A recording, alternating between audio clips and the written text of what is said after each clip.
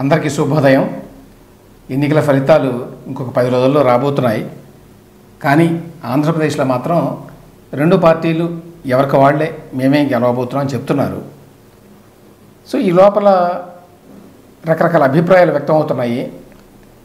అవి ఎవరి దగ్గర నుంచి వస్తున్నాయి అభిప్రాయాలు అనే దాన్ని బట్టి మనం కొంతవరకు అర్థం చేసుకోవచ్చు ఎట్లా ఉంది ట్రెండ్ అని.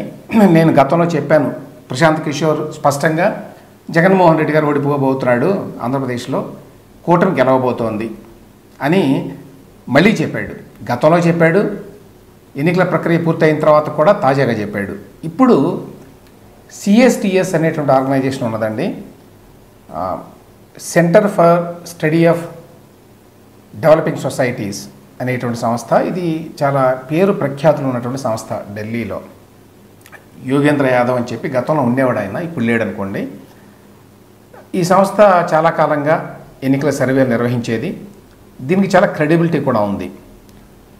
ఈ సంస్థకు చెందినటువంటి సంజయ్ కుమార్ గారు, ప్రొఫెసర్ సంజయ్ కుమార్, సెఫాలజిస్ట్, ఈయన నిన్న ఒక ఇంటర్వ్యూ ఇచ్చాడు. ఎడిటర్జీ అని చెప్పి ఒక యూట్యూబ్ ఛానల్కి, విక్రమ్ చంద్ర అని చెప్పి గతంలో ఎన్డీటీవీలో పనిచేశాడు, ఆయనకి ఇచ్చిన ఇంటర్వ్యూ అనమాట.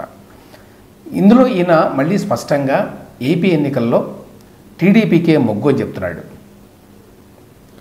ఆయన ఏమన్నాడంటే, ఏపీలో జరిగిన ఎన్నికల్లో టీడీపీ వైసీపీల మధ్య పోటీ నువ్వా నేనా అన్నట్టుగా జరిగింది. అట్లా సాగినప్పటికి కూడా మొగ్గు మాత్రం టీడీపీ వైపే ఉన్నది అని చాలా స్పష్టంగా చెప్పాడు. యాక్చువల్గా టీడీపీతో పొత్తు పెట్టుకోవడం వల్ల ఆంధ్రప్రదేశ్లో ఈసారి బీజేపీకి కూడా కొన్ని సీట్లు వచ్చేటువంటి అవకాశం ఉన్నది అనే విషయం కూడా చెప్పాడు. వాస్తవానికి బీజేపీకి అక్కడేమీ ఓట్లు లేవు, ఓటు బ్యాంకు లేదు ఆంధ్రప్రదేశ్లో ఇప్పుడు. కానీ ఈ పొత్తు వల్ల కొన్ని సీట్లు వచ్చేటువంటి అవకాశం ఉన్నది అనే విషయం చెప్పాడు. మరొక వైపునేమో వైవి సుబ్బారెడ్డి గారు, జగన్మోహన్ రెడ్డి గారి బాబాయ్ ఆయన జగన్మోహన్ రెడ్డి గారి ప్రమాణ స్వీకారానికి ముహూర్తం కూడా పెట్టాడు. జూన్ 9వ తేదీన విశాఖపట్నంలో 9:38 ప్రమాణ స్వీకారం చేస్తాడు అని చెప్పాడు ఆయన. కానీ ఇంతవరకు మనకి బయటకు వచ్చినటువంటి అభిప్రాయాలు ఏవైతే ఉంటాయో ఎన్నికల ఫలితాలకు సంబంధించి, వాటిల్లో అన్నీ కూడా కూటమి వైపు, తేదేపా వైపు మాత్రమే వాళ్ళు చెప్తున్నారండి. ఎవరో కూడా ఇంతవరకు వైసీపీ వైపు చెప్పలేదు.